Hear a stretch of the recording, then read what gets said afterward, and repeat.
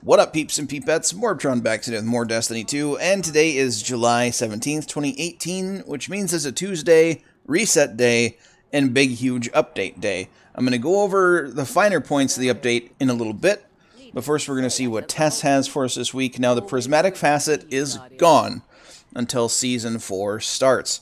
You can turn in your prismatic tokens, or dismantle them rather, for bright dust if you want some bright dust, or you can hold on to them. I'm going to hold on to mine and see if they're redeemable in Season 4. I doubt it, but it's not going to hurt to hold on to them. So, we do have the popcorn emote that she's selling if you don't have that yet. The applause emote as well. We have the jet ski looking sparrow, and now you can actually preview what the sparrow's, I guess, jet stream or contrail looks like.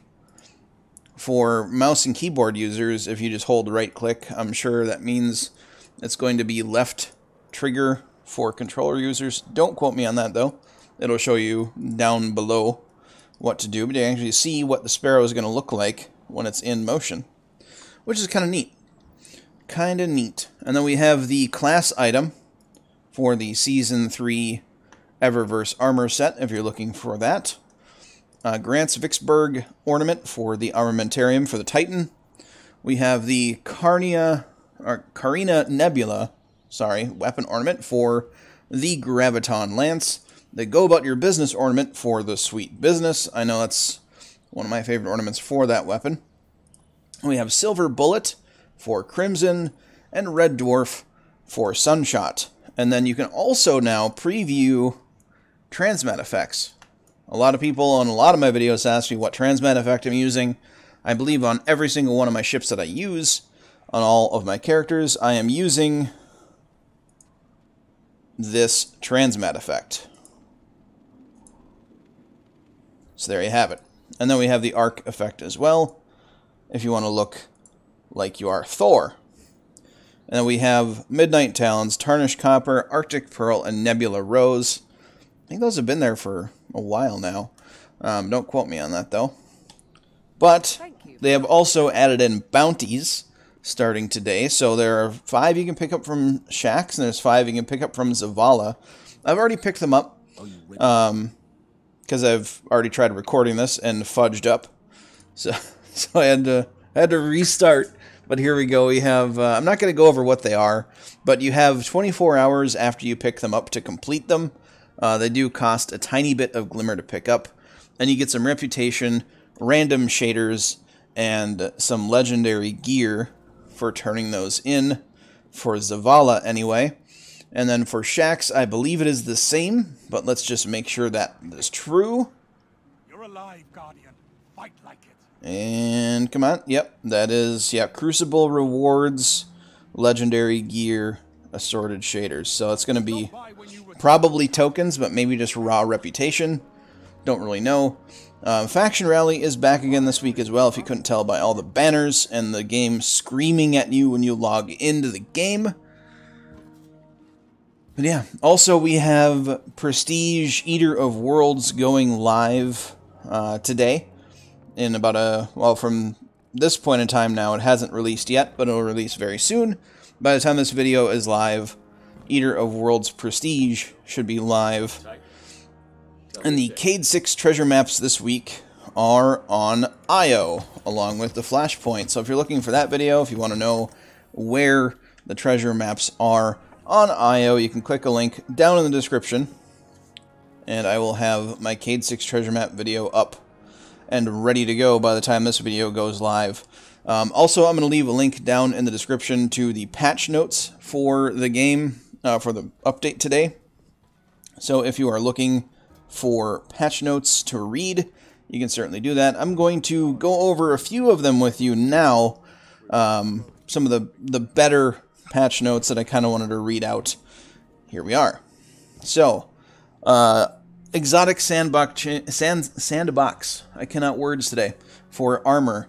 The Lucky Raspberry for the Hunter increases chance to fully recharge Arc Bolt grenades on Arc Bolt grenade hits. So, I believe as if you get 4 tags with an Arc Bolt grenade, it is 100% guaranteed you will get one back. So it's 25% chance per hit with them. There we go. now guarantees a full recharge when Arc Bolt Grenade hits 4 targets. I should probably read more. Stompies get increased benefits when using Strafe Jump and Triple Jump. Increased benefits means you jump higher. The exotic effect is increased with those 2 jumps. Young Ahamkara's Spine now also improves Trip Mine Grenade's blast radius, throw speed, and makes Trip Mine Grenades harder to destroy. So it might make Trip Mines better, which is good, because I was a fan of Trip Mines in D1 until they got nerfed pretty hard. Solar ability hits now grant some Trip Mine Grenade energy, so hit somebody with your throwing knife or your Trip Mine Grenade or your super, and you get your Trip Mine Grenade back quicker. And they added a new special effect to let you know if a Trip Mine Grenade is buffed. Yeah, there we go. Titan Feedback Fence now grants Fury Conductor stacks and melee hits instead of kills. It's not really what those were used for anyway. Now reduces melee damage received while you have stacks of Fury Conductor. That's pretty cool, actually. And more stacks of Fury Conductor further reduce melee damage received. Doomfang Pauldrons are now not hot piles of garbage. Void melee kills now grant more super energy, and shield throw hits now grant super energy. So, you hit something with your shield, once you throw it, you get some of your super extended. Fantastic. And Dune Marchers reduce the time to activate linear actuators while you're sprinting to 1.5 seconds, down from 5 seconds. That is a huge buff. And increase the damage of Chain Lightning effect by 70% in PvP and 440% in PvE. Personally, I can't wait to try those out. I think they're going to be fun. Warlock, Crown of Tempest, collapse the total number of stacks of Conduction times to 3 with the same total effect, so it just makes it just easier to juggle the stacks. And Conduction Tines now reduce the speed that super energy depletes while Storm Trance is active. That's very cool. It's a way to have an exotic actually directly affect your super.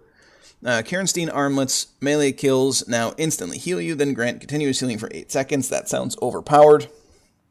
Removed bonus resilience, mobility, and enemy highlight on melee kills. So now they only heal you, and then continuously heal you for 8 seconds. So now hunters, now hunters aren't the only class with a heal exotic that is incredibly overpowered. And then Starfire Protocol, empowered weapon damage hits now grant some fusion grenade energy. 20% of it, apparently. There we go. And there's some other bug fixes and whatnots I'm not really going to go over, but like I said, link down in the description if you want to continue reading these. Alright, and now we're at Benedict. Now we'll see what Benedict has for us this week. We have Prestige Leviathan headpiece, regular Leviathan gloves, regular Leviathan chest, regular Leviathan legs, Eater of Worlds class item, and inaugural dress. If you don't have an inaugural dress yet, it's really good because it's got Kill Clip and Outlaw. It's good stuff. It is good stuff. Now the Nightfall this week is the Inverted Spire, which you can get an exotic ghost shell from. It's not that great, but it is what it is. That's what we have for the Nightfall this week. Now, Crucible changes are another thing that I wanted to talk about. Supremacy is now its own thing, or it's part of the 6v6 weekly rotating shenanigans. So now that's in with Iron Banner and Mayhem. Now, Rumble was moved to its own separate thing that is always going to be live. You can always play Rumble now if you want to play Rumble, which I think is what it should have been from the get-go. Also, Quick Play is 6v6, so some things have been tweaked for that as far as win goals and that sort of thing. And then Competitive now has also been changed, so you rank with other people with your same glory rank. You'll see my rank is 190 because I didn't like the glory system the way that it was, where you would still use your ELO to match up against other Guardians and not your glory rank, which would make it extremely punishing sometimes to grind for glory. So now that it's changed this way, I'm going to actually grind glory and see how it goes. And then this week for the weekly rotating, we have Supremacy that I'm sure nobody is going to do well. So that only leaves Clash and Control for quick play. Another minor tweak they did for Iron Banner, which we won't be able to test now for a little while, is that when you get a power play, the zones are locked for 20 seconds, meaning that the enemy team cannot just instantly go cap one. So the team that has a power play is going to have that power play for 20 seconds. And then after that 20 seconds, all 3 zones will reset to neutral. So that might be interesting. We'll see what happens. But that is going to be it for this video. There's a lot to go over this week. I didn't go over some things I usually go over when Faction only comes to town. I've already reviewed the weapons other than Dead Orbit, which I'll be doing this week, so keep an eye out for those. And then, yeah. If you like this sort of thing, please hit that like button for me. The support on my channel has been amazing, and I'm hoping to hit 3,000 subscribers this week with your help. So, if you're new to the channel, you want to see more of my daily content, you can hit that subscribe button. But don't forget to have a good day, everybody, and I will catch you all next time.